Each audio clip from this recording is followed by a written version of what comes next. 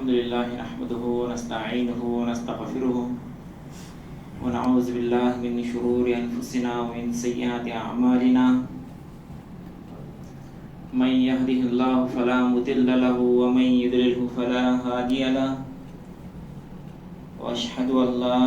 إله إلا الله وأشهد أن محمدا عبده ورسوله أما بعد فإن خير الحديث كتاب الله وخير الهدي هدي محمد صلى الله عليه وسلم وشر الأمور محدثاتها وكل محدثة بدعة وكل بدعة ضلالة وكل ضلالة في النار. قال الله تعالى في القرآن المجيد: أعوذ بالله من الشيطان الرجيم بسم الله الرحمن الرحيم. قاف والقرآن المجيد بل عجبوا أن جاءهم منذر منهم فقال الكافرون هذا شيء عجيب.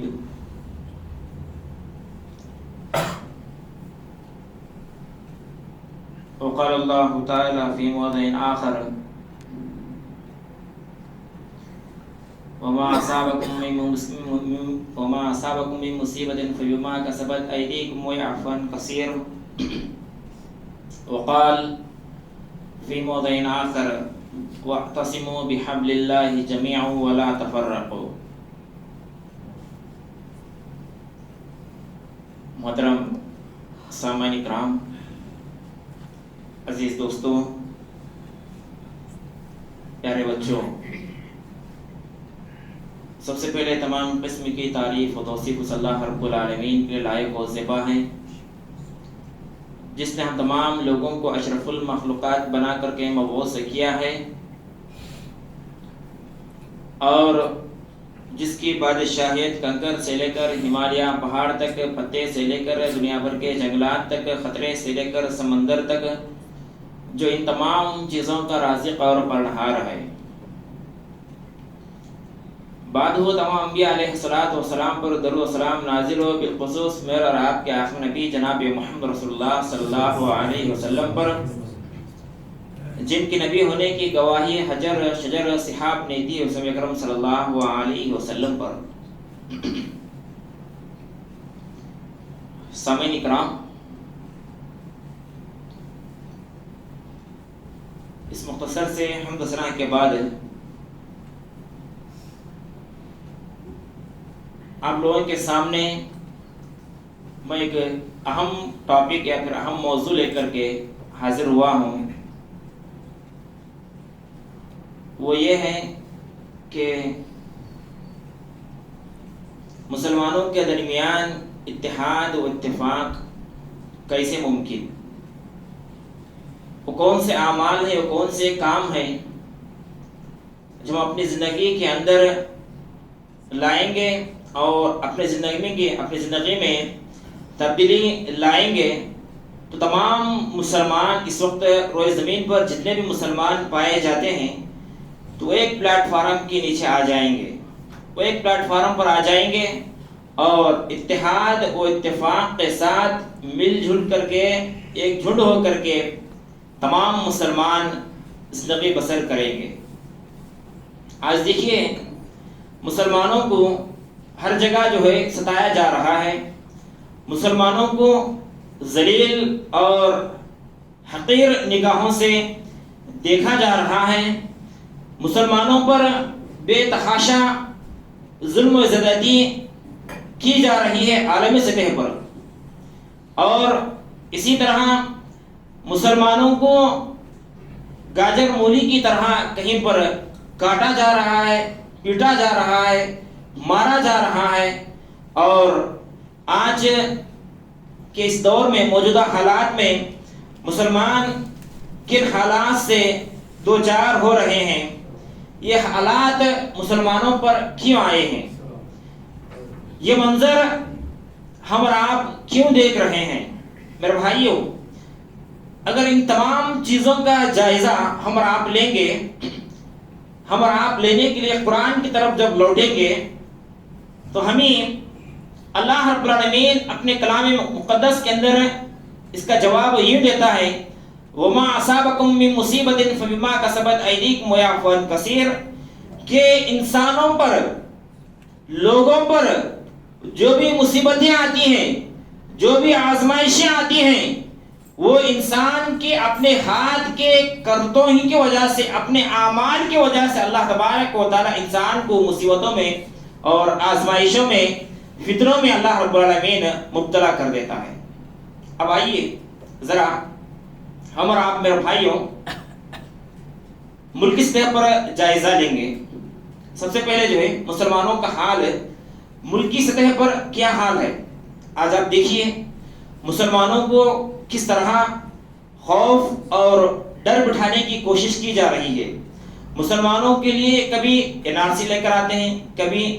UCC لے کر کے آتے ہیں، تو کبھی مسلم پرسنل لا بورڈ کے اندر مسلمانوں کے مداخلت کرتے ہیں، شریعت کے اندر کبھی جو دشمنان اسلام، مسلمانوں کے دشمن جو ہے شریعت کے اندر کبھی انٹر ہو کر کے ان کو ٹھیس پہنچانے کی کوشش کی جا رہی ہے۔ اور وہ کتاب جس کے بارے میں خود اللہ تبارک و تعالی نے فرمایا انا نحن نزلنا الذکر وانا له لحافظون، کہ ہم نے اس کتاب کو نازل کیا ہے اور اس کے حفاظت کل قیامت تک کے آنے والے، کل قیامت تک آنے تک اس کے حفاظت ہمیں کرنے والے ہیں۔ تو اس کتاب میں بھی مداخلت کرنے کی کوشش کر رہے ہیں، انٹر کرنے کی جو ہے کوٹوں کچرے میں جو ہے پٹیشن ڈال کر کے اس میں جو کچھ چیزیں حذف کرنے کی جو ہے پابندی کرنے کی کوشش کی جا رہی ہے۔ یہ سب ساری چیزیں کیوں ہو رہی ہیں؟ ابھی دیکھیے ریسنٹلی کچھ ہی دن پہلے آپ رمضان میں آپ لوگوں کو یہ خبر آئی ہوگی کہ ہمارے یو پی کے ایک اسٹیٹ کے اتر پردیش اسٹیٹ میں جو ہے جتنے بھی مدارس پائے جاتے ہیں وہ تمام کے تمام مدارس جو ہے نہیں کھلیں گے۔ آپ لوگ مدارس جو ہے بند کر دینا ہے آپ کو۔ یو پی بورڈ کی یو پی حکومت کی جانب سے جو ہے یہ حکومت یعنی ہائی کورٹ سے جو ہے یہ حکم جاری ہو گیا تھا کہ یو پی کے اندر، اتر پردیش اسٹیٹ کے اندر کوئی مدارس، کوئی مدرسہ نہیں رہے گا مسلمانوں کے لیے۔ اب وہ طلباء، وہ طالبات جو مدارس کے اندر رہ کر کے قال اللہ قال رسول کی تعلیمات کو سیکھ رہے تھے، اب انہیں بیچارے کہاں جائیں گے؟ پھر سپریم کورٹ کی طرف رجوع ہوئے تو وہاں سے جو ہے مسلمانوں کے حق میں یہ فیصلہ آیا کہ جو ہے یہ ملک سیکولرزم ملک ہے، اس میں جو ہے اس طرح کی کسی کو دل کو ٹھیس پہنچانے والی حکام جو ہے کسی کو جاری نہیں کر سکتے ہیں۔ تو الحمدللہ یہ ساری چیزیں کیوں ہو رہی ہیں میرے بھائیوں؟ یہ ساری چیزوں کا سامنا ہم اور آپ کیوں کر رہے ہیں؟ یہ ملکی سطح پر ہم اور آپ کی بات ہوئی، ہم اور آپ کے حالات کا جائزہ ہے۔ اب آئیے عالمی سطح پر ذرا جائزہ لیں کہ آج اس وقت مسلمانوں کو، خصوصاً مسلم کنٹریوں پر میں نام نہیں لوں گا کیونکہ حکمتاً جو میں بتا رہا ہوں سب کے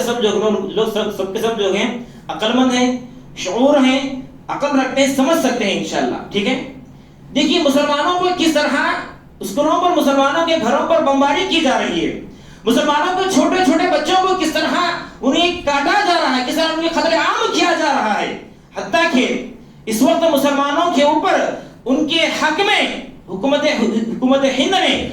ہندوستان کی حکومت نے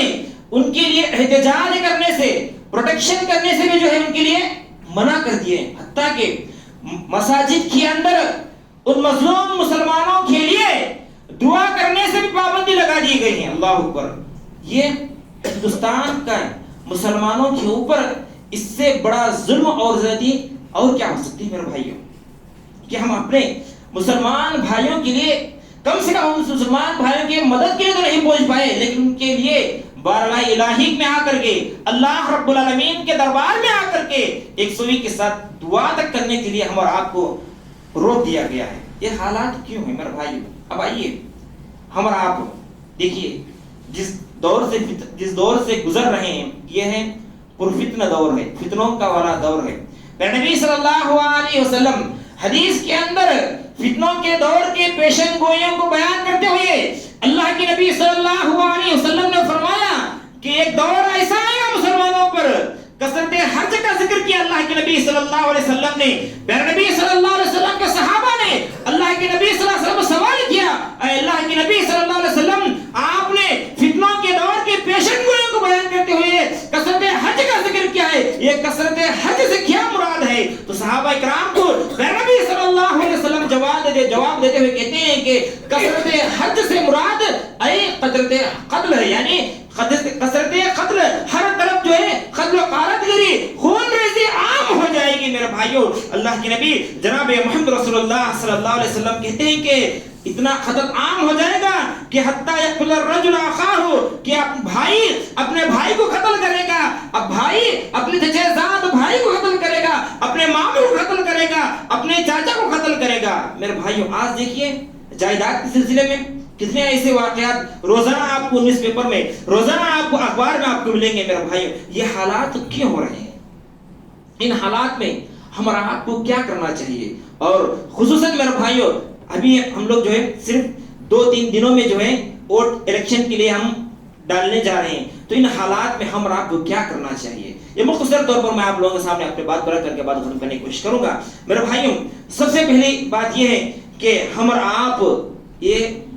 قرآن اور حدیث کی طرف لوٹ کر کے آنا ہے۔ ہم اور آپ کو قرآن اور حدیث کو مضبوطی کے ساتھ پکڑے رہنا چاہیے۔ ہم اور آپ کو یہ چاہیے کہ قرآن اور حدیث پر عمل کرتے ہوئے اپنی زندگی بسر کرنا چاہیے۔ میرے بھائیوں اللہ تبارک و تعالیٰ قرآن مجید کے اندر یہ ارشاد فرماتا ہے وَاعْتَصِمُوا بِحَبْلِ اللَّهِ جَمِيعًا وَلَا تَفَرَّقُوا، اے لوگوں تم سب کے سب مل کر کے اللہ رب العالمین کی رسی، اللہ رب العالمین کی کتاب، اللہ رب العالمین کی کلام قرآن مجید کو مضبوطی سے تھامے رہو، اس پر مضبوطی سے ڈٹے رہو، اس پر عمل کرتے رہو۔ وَلَا تَفَرَّقُوا، اور فرقہ بندی میں گروہوں میں مت بٹو۔ میرے بھائیو یہ حکم اللہ تبارک و تعالیٰ تمام مسلمانوں کو حکم دے رہا ہے۔ اب آئیے میرے بھائیو پیارے نبی صلی اللہ علیہ وسلم نے حجۃ الوداع کے موقع پر اپنی زندگی کے آخری حج پر 10 ہجری میں اللہ کے نبی صلی اللہ علیہ وسلم صحابہ کرام کے درمیان وہ حج جس کے بعد اللہ کے نبی صلی اللہ علیہ وسلم زندہ نہیں رہے، اپنی زندگی کے آخری حج کے موقع پر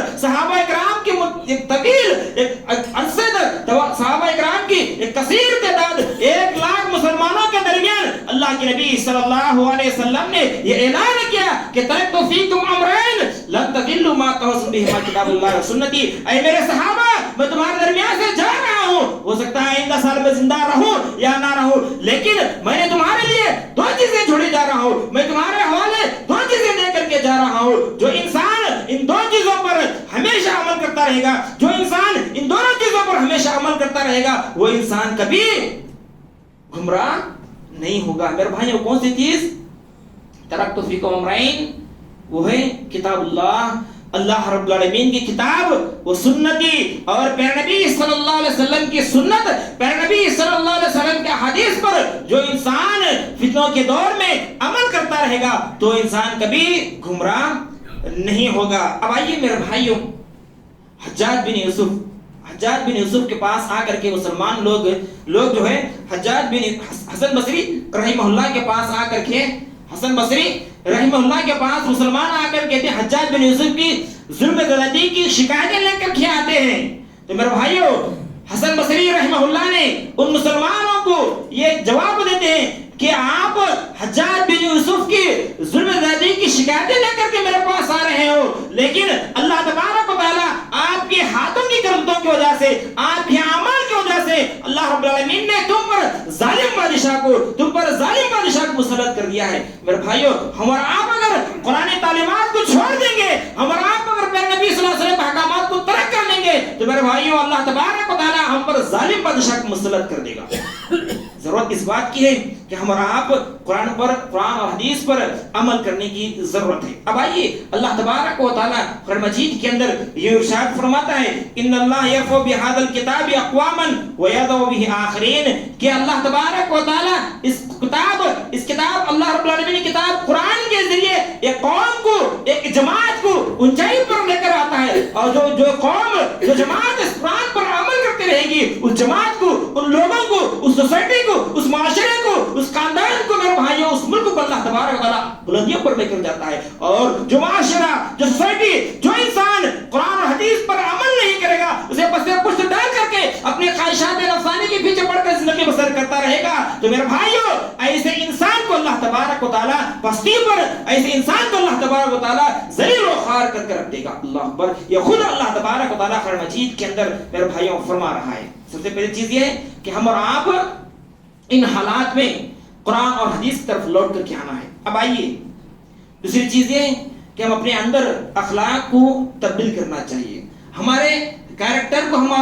تبدیل کرنا چاہیے، اور اسی طرح ہم اور آپ کے درمیان اگر اتحاد ہونا ہے، ہم اور آپ تمام کے تمام مسلمان میرے بھائیوں ایک پلیٹ فارم پر آنا ہے، تو میرے بھائیوں اپنے دلوں کے اندر سے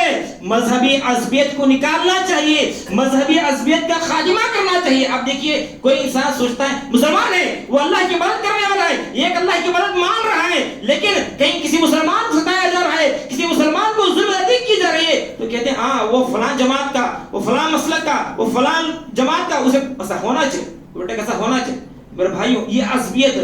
یہ دشمنی ہمارا آپ کی دلوں سے نکالنا چاہیے. ہمارا آپ کے لیے اپنے دلوں کو صاف رکھنا چاہیے تمام مسلمانوں کے لیے. وہ مسلمان ہے، ہمارا مسلمانوں کا دشمن میرے بھائیوں کسی کو یہ دیکھ کر کے نہیں ستا رہا ہے، کسی کو یہ دیکھ کر کے ظلمتی نہیں کر رہا ہے کہ یہ اہل حدیث کا ماننے والا ہے، یہ حنفی ہے، یہ شافعی ہے، یہ مالکی ہے، میرے بھائیوں بریلوی ہے، یہ سنی ہے، یہ شیعہ ہے. یہ دیکھ کر کے میرے بھائیوں مسلمانوں پر ظلمتی نہیں کی جا رہی ہے، بلکہ یہ مسلمان ہے، یہ ایک اللہ کی مدد کرنے والا ہے، یہ سوچ کر کے میرے بھائیوں مسلمانوں کو ختم کرنے کی کوشش کی جا رہی ہے. تو ان حالات میں میرے بھائیوں ہم اپنے بھائیوں کے لیے دل صاف رکھنا چاہیے، اور میرے بھائیوں اس نے اخلاق کو اپنے اندر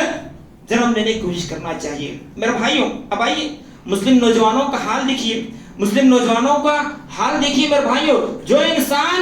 اچھی عبادت کرتا رہے گا، جو انسان اس میں اخلاق کا مالک ہوگا، اس انسان کے لیے پیارے نبی صلی اللہ علیہ وسلم نے کیا بشارتیں دی ہے، پیارے نبی صلی اللہ علیہ وسلم نے اس نوجوان کے لیے کیا بشارت دی ہے، کیا خوشخبری دی ہے میرے بھائی. شباب النشا فی ولد اللہ، جس دن میرے بھائیوں قیامت کے دن سورج ہمارے سرات پر لا کر کھڑا کر دیا جائے گا، تو ایسی حالت میں وہ نوجوان جس نے اپنی جوانی کو اللہ کے راستے میں لٹایا ہوگا، اس نوجوان کو اللہ تبارک و تعالی اپنے عرش کے سائے تلے جگہ نصیب فرمائے گا. میرے بھائیوں اب دیکھیے نوجوانوں کا حال کیا ہے. نوجوان اپنے آپ کو آئیڈیل، اپنے آپ کو اسوہ، اپنے آپ کو نمونہ کسے بنا رہے ہیں میرے بھائیوں؟ فلمی اسٹاروں کو بنا رہے ہیں، جبکہ اللہ تبارک و تعالیٰ نے قرآن مجید کے اندر ارشاد فرمایا لقد کان لکم فی رسول اللہ اسوۃ حسنہ، اے مسلمانوں تمہارے لیے بہترین نمونہ، بہترین آئیڈیل پیارے نبی صلی اللہ علیہ وسلم کی ہسٹری میں، پیارے نبی صلی اللہ علیہ وسلم کی ذات تمہارے لیے بہترین نمونہ ہے. میرے بھائیوں ہمارا آپ کو نمونہ پیارے نبی صلی اللہ علیہ وسلم کی شخصیت کو بنانا چاہیے، نہ کہ فلمی اسٹاروں کو اپنے آپ کے لیے نمونہ اور اسوہ نہیں بنانا چاہیے. میرے بھائیوں اب آئیے مسلم خاتون کے لیے، ایک خاتون دیندار ہوگی، ایک خاتون عبادت گزار ہوگی، تو اس کے لیے اپنے بچوں کو کس طرح دینی تعلیم کے لیے کس طرح ان کی تعلیم و تربیت کا اہتمام کرتی ہے. میرے بھائیوں ہمارا آپ کو تاریخ میں ایک خاتون کا ایسا ذکر ملتا ہے جس نے یتیمی کی حالت میں، بیوہ کی حالت میں میرے بھائیوں بچہ ابھی چھوٹا ہے، بچے کا شوق دیکھتی ہے کہ یہ بچہ، میں اپنے بچے کو قرآن کا حافظ بناؤں گی، یہ سوچ کر کے مسجد کے حوالے کرتی ہے. جب یہ چھوٹا سا بچہ میرے بھائیوں یتیم بچہ مسجد میں جا کر کے اہل علم کی صحبت اختیار کر کے قرآن مجید کو، اللہ تبارک و تعالیٰ کے کلام کو حفظ کرنا شروع کرتا ہے، جب مکمل حافظ قرآن بن جاتا ہے تو آ کر کے والدہ کے پاس آ کہتا ہے کہ امی جان میں نے اللہ رب العالمین کے کلام کو اپنے سینے کے اندر محفوظ کر لیا ہے. اب یہ شوق پیدا ہوتا ہے، اب یہ جذبہ پیدا ہوتا ہے بچے کے اندر کہ میں پیارے نبی صلی اللہ علیہ وسلم کے حدیثوں کو سیکھوں، پیارے نبی صلی اللہ علیہ وسلم کے تعلیمات کو سیکھوں. یہ مجلس محدثین کے مجلس میں جا کر کے بیٹھتا ہے بچہ، اور کئی دنوں کے بعد اپنی امی کے پاس آ کر کہتا ہے، اپنی والدہ کے پاس آ کر کہتا ہے کہ امی جان میں محدثین کے مجلس میں بیٹھتا ہوں، میرے ساتھ کئی طلبہ بیٹھتے ہیں، میرے پاس کئی بچے بیٹھتے ہیں، وہ محدثین کو استاذ کے زبانی سے نکل استاذ کی زبانی جو کچھ حدیث پیش کرتے ہیں اسے نوٹ کر لیتے ہیں. میرے پاس نوٹ کرنے کے لیے کاغذ نہیں ہے، میرے پاس نوٹ کرنے کے لیے صفحات کاپی نہیں ہے. یہ شکایت لا کر کے یہ انسان اپنی والدہ کے پاس لا کر کہتا ہے. تو والدہ میرے بھائیوں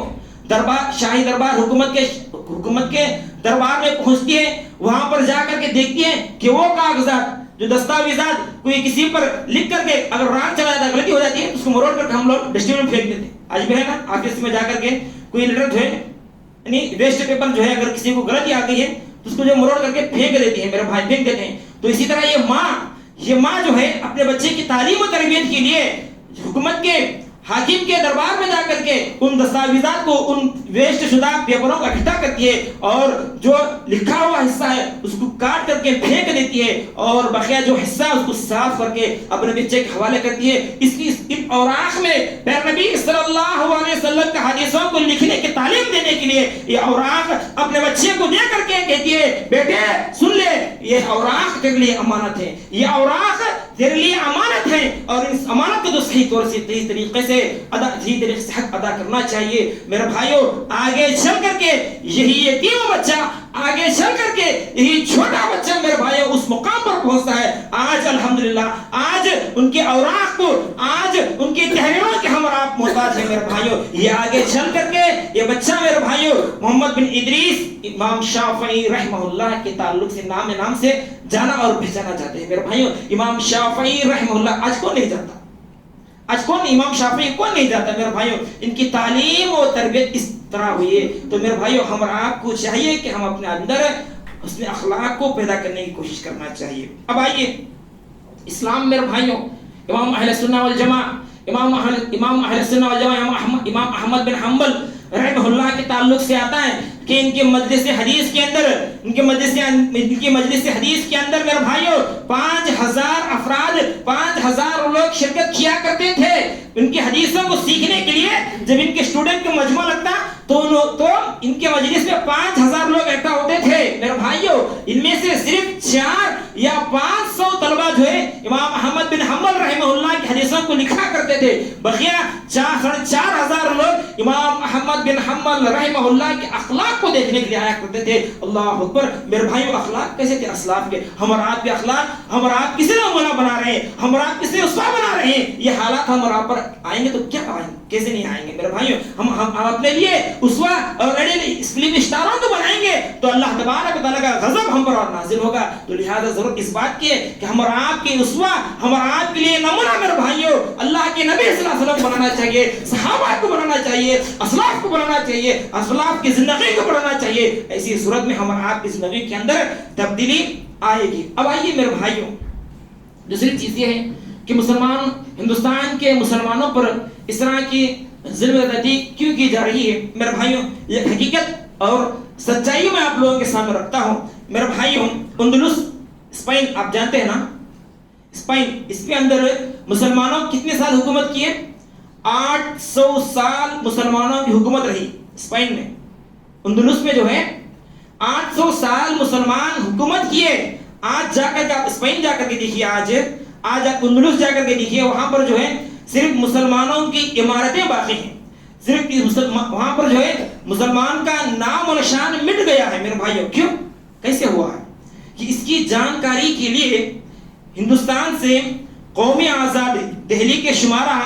28 اپریل 1998 کے اندر، اس شمارے کے اندر، اس اخبار کے اندر ایک خط نکالتے ہیں، ایک رپورٹ آتی ہے میرے بھائیوں 1998 کے اندر دہلی کے قومی آزادی اپریل کا مہینہ 28 جو ہے تاریخ کا جو ہے اس اقتباس اس اخبار میں اس نیوز میں جو ہے ایک ہندوستان سے جو ہے ایک وفد جو کہ RSS جو جانتے ہیں آپ سبھی، یہ وفد جو ہے اسپین کو جو ہے ایک وفد بھیجتا، ایک گروہ کو بھیجتا یہ جاننے کے لیے کہ وہاں پر مسلمان 800 سال جو حکومت کرنے کے بعد انہوں نے مسلمان کس طرح ختم کیا یہ جانچنے کے لیے. تو یہ وفد جا کر، یہ گروہ جا کر کے وہاں پر ریسرچ کرنے کے بعد ہندوستان آ کر کے جواب دیتا ہے کہ ہم نے وہاں پر مسلمانوں کو ختم کرنے کے لیے سب سے پہلا کام یہی کیا کہ مسلمانوں کا اعتماد، مسلمانوں کا بھروسہ ان کے اہل علم کے اوپر اٹھا دیا. جب مسلمانوں کا اعتماد علماء اکرام سے ہٹ جاتا ہے، جب مسلمان مسجد سے دور ہو جاتا ہے، جب مسلمان عالم سے دور ہو جاتا ہے، گویا کہ وہ اس کی تباہ و بربادی کی طرف جو چلا جاتا ہے. میرے بھائی یہی کام انہوں نے کیا وہاں پر. تو آج بھی مسلمانوں پر، آج بھی ہندوستان میں مسلمان جو ہے اہل علم سے، جن کو اللہ تبارک و تعالیٰ نے قرآن اور حدیث کی علم دیا ہے، ان سے دور ہوتے جا رہے ہیں اور علماء سے بے نیازی اختیار کرتے جا رہے ہیں. یہی وجہ ہے کہ مسلمانوں پر میرے بھائیوں آج ظلم زیادتی کی جا رہی ہے. اب آئیے میرے بھائیوں ان حالات میں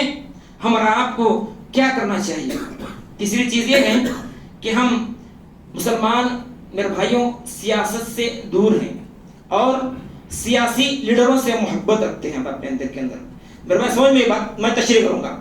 सियासत से दूर सोचते हैं वो पॉलिटिकल में हमारा काम कहीं को जाना भाई, उसमें गए तो बल्ला के झंझटा, उसमें गए तो बल्ला के परेशानियां, उसे कहीं को जाना, इससे दूर हो जाएंगे। तो आज देखिए मुसलमानों के ऊपर जो जुल्म हो रहा है, मुसलमानों के हुकूक के लिए, मुसलमानों के तहफ़्फ़ुज़ के लिए, मुसलमानों के राइट्स दिलाने के लिए कोई एक लीडर जो है मौजूद नहीं है सियासत के अंदर। क्यों? क्योंकि मुसलमान ये सोचते हैं कि ये पॉलिटिकल जो है हमारा काम ही नहीं है, इसमें हम जाएंगे नहीं, हमारा बाप दादा कमाए रखें, वही खाएंगे, वही पिएंगे, वही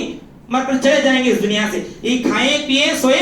जिंदगी बसर करके चले जाते हैं। सियासत से दूरी की वजह से मेरे भाइयों हम और आप पर ये ज़िम्मेदारी की जा रही है, और वहीं पर सियासी लीडरों से मोहब्बत हम अपने दिलों के अंदर रखते हैं। तो सियासत से मोहब्बत नहीं, बल्कि सियासी लीडरों की मेरे भाइयों ये नहीं देखते कि फलां पार्टी वाला, फलां गिरोह वाला, फलां मेजॉरिटी वाला जो है हमारे इसके फेवर में रहूंगा, इसी को मैं वोट दूंगा, इसी को मैं अपना हक अदा करूं, इसी को मैं हक दूंगा। ये नहीं सोचते कि फलां पार्टी, फलां के लीडर जो है मुसलमानों के लिए क्या खैर है, उसके लिए क्या शर है, वो हमारे लिए मुसलमानों के हक में भलाई के काम करेगा या फिर शर साबित होगा। ये नहीं सोचते वो फलां पार्टी को मैं अपना वोट दूंगा, मैं फलां पार्टी ही को मैं अपना वोट दहीनी की निशानदेही करूंगा, बस उसके लीडर को मैं जिताना है, वो इसका मैं फेवर हूं। ये नहीं सोचते कि भाई मेरा लीडर या फलां पार्टी हमारे लिए कौन नफा बख्श है या नुकसानदाह है, मेरे भाई ये नहीं सोचते। हमारा अकल रखना चाहिए। अभी कुछ ही दिन पहले, अभी कुछ ही दिन बाद जो है हमारा आप वोट डालने के लिए जा रहे हैं, हम अपनी सोचना चाहिए कि कौन हुक्मरान, कौन लीडर मुसलमानों के हक में बेहतर होगा, कौन सी पार्टी फिरकाबंदी से मना कर रही है, कौन सी पार्टी के लोग अमन और शांति क्या चाहते हैं, कौन सी पार्टी के लोग मेरे भाइयों हिंदुस्तान के अंदर शांति बरकरार रखना चाहते हैं। उन राय दहिंदों को, उन हाकिमों को, उन लोगों को, उन लीडरों को हम इंतखाब करना चाहिए। हम अपने आप को होश संभालना चाहिए, और अगर हमने अपने वोट का, हम अपने हक का अगर सही इस्तेमाल नहीं करेंगे तो मेरे भाइयों आगे चल करके वो दिन हमारा आपको देखना पड़ेगा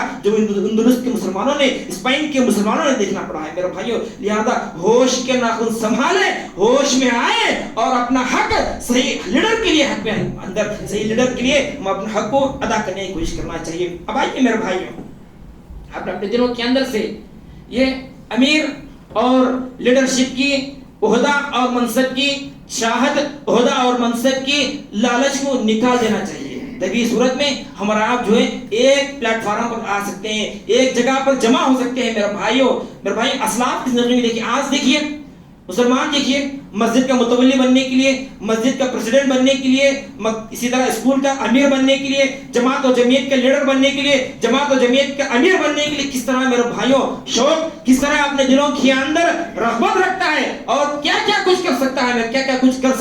कुछ कर रहे हैं। मेरे भाइयों जरा असलाफ की जिंदगी को देखिए, जरा सलफ़ सालिहीन की जिंदगी को देखिए। मेरे भाइयों हज़रत प्यारे नबी सल्लल्लाहु अलैहि वसल्लम की वफ़ात के बाद अली रज़ियल्लाहु तआला अन्हु और अमीर मुआविया के दरमियान काफी जंग रही थी, काफी इख्तिलाफात थे। मेरे भाइयों जब अली रज़ियल्लाहु तआला अन्हु की वफ़ात के बाद हसन बिन अली, हसन रज़ियल्लाहु तआला अन्हु अमीर बने मुसलमानों की तरफ। एक मुसलमान जो है दो गिरोह में, दो पार्टी में बढ़ गए थे मुसलमान। अमीर मुआविया को मानने वाले कुछ लोग थे और अली रज़ियल्लाहु तआला अन्हु को मानने वाले कुछ लोग थे। मेरे भाइयों हसन बिन अली, हसन रज़ियल्लाहु तआला अन्हु ये देखने के बाद सिर्फ 6 या 7 महीने इन्होंने हुकूमत की। सिर्फ 6 या 7 महीने हुकूमत करने के बाद देखा कि मुसलमान दो गिरोह में बढ़ चुके हैं, दो धड़ों में बढ़ चुके हैं। मेरे भाइयों अमीर मुआविया पे खत भेजा कि आप आइए, मुसलमानों का ये दो धड़ों में बढ़ना मुझसे गवारा नहीं है, आप आइए और आपके हाथ पर मैं बैत करता हूं। मेरे भाइयों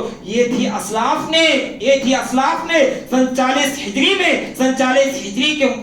हिजरी को आमुल जमा जब तमाम मुसलमानों को इकट्ठा हो गए थे इसे करार दिया जाता है। तो मेरे भाई सन 40 हिजरी में इमाम हसन बिन अली रज़ियल्लाहु तआला अन्हु अमीर मुआविया के हाथ पर बैत कर देंगे और फिर दोबारा मेरे भाई तमाम के तमाम मुसलमान एक प्लेटफॉर्म पर एक मुत्तहिद होकर के एक जगह पर जमा हो जाते हैं। मुसलमानों के सफ़ों के अंदर इत्तेहाद और इत्तेफाक दोबारा लौट करके आ जाता है। मेरे भाइयों जरूरत इस बात की है कि जब कौम के लिए, जमात और जमीयत के लिए हम अपना नुकसान बर्दाश्त कर लेंगे, जमात और जमीयत के लिए मुसलमानों के हक में अगर भलाई हो रहा है, मुसलमानों के हक में अगर फायदा हो रहा है, तो मेरे भाइयों हम अपने जात के नुकसान को बर्दाश्त करने का वक्त पड़ेगा तो उसको बर्दाश्त करना चाहिए। ये जज्बा, ये शौक हम अपने दिलों के अंदर रखेंगे तो ऐसी सूरत में मेरे भाइयों मुसलमानों के सफ़ों के अंदर, मुसलमानों के अंदर इत्तेहाद और इत्तेफाक पैदा हो सकता है। अब आइए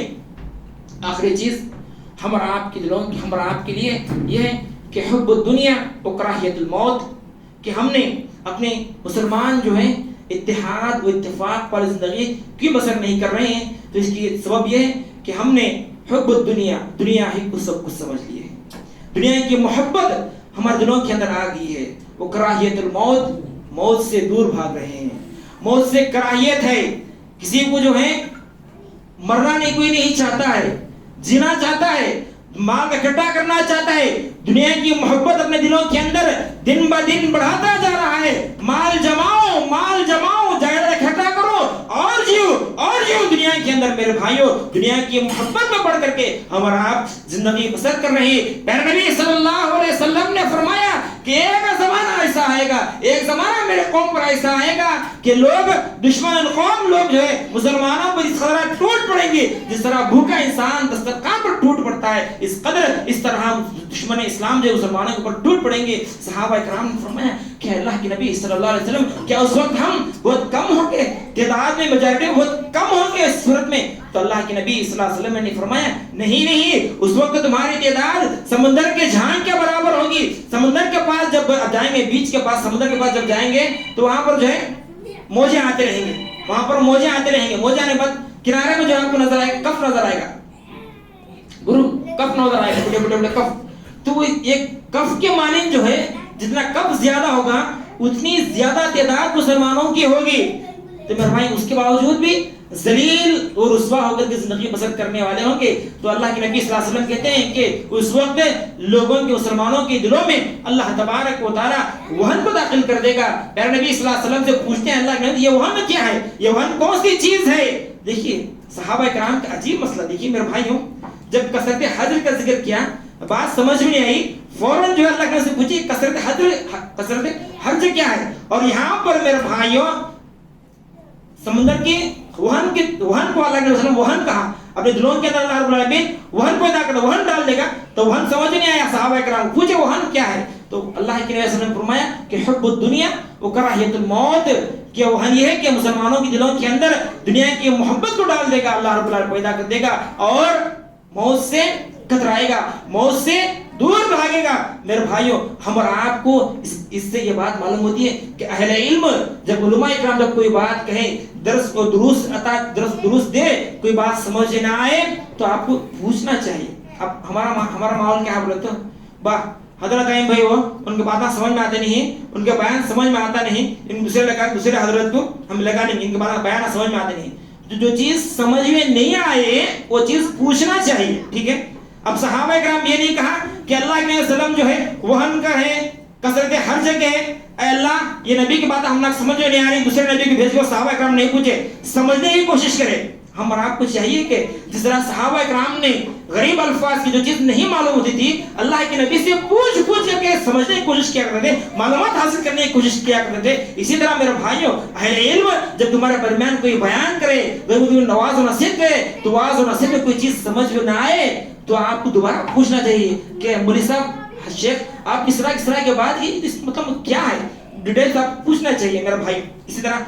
اب دیکھیے اسلاف سلف صالحین صحابہ کرام کس طرح محبت دلوں کی، کس طرح دنیا کی محبت میرے بھائی اپنے دل کے اندر رکھا کرتے تھے اور موت کی شہادت کی کس طرح شوق اپنے دلوں کے اندر رکھا کرتے تھے۔ میرے بھائیوں خالد بن ولید رضی اللہ تعالیٰ عنہ، خالد بن ولید رضی اللہ تعالیٰ عنہ ایک ایسے لیڈر ہیں مسلمانوں کے جس جنگ میں بھی خالد بن ولید رضی اللہ تعالیٰ عنہ میرے بھائیوں امیر لشکر تھے، اس لشکر کو، اس جنگ کو اللہ تبارک و تعالیٰ فتح سے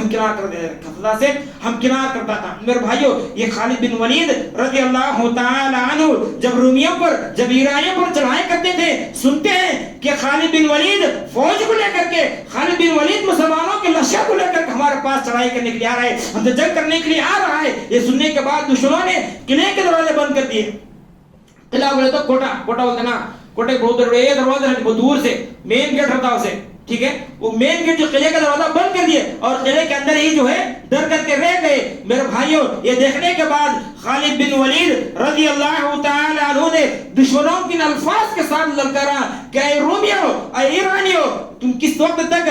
کب تک آپ قلعہ کو بند کر کے رکھو گے؟ میں تمہارے درمیان ایک ایسی لشکر کو لے کر آیا ہوں، میں تمہارے درمیان ایک ایسی فوج کو لے کر آیا ہوں، جس طرح تم زندگی کی محبت اپنے دلوں کے اندر رکھتے ہیں، اسی طرح یہ فوج شہادت کی جذبہ، شہادت کا شوق اپنے دلوں کے اندر اتنی ہی محبت رکھتے ہیں۔ میرے بھائیوں دیکھیے صحابہ کرام سلف صالحین اس دین کے لیے، مسلمانوں کے لیے کیا کیا قربانیاں انجام دیے۔ تو لہٰذا ضرورت اس بات کی ہے میرے بھائیوں، ہم اپنے آپ کو سنبھلنے کی، ہم اپنے آپ کو ہوش سنبھالنے کر کے اچھے حاکم کو منتخب کرنے کی ہم اور آپ ضرورت ہے۔ آئندہ چل کر کے میرے بھائیوں وہ حالات کیا کچھ پتہ نہیں ہے میرے بھائیوں، اس لیے انصاف پسند بادشاہوں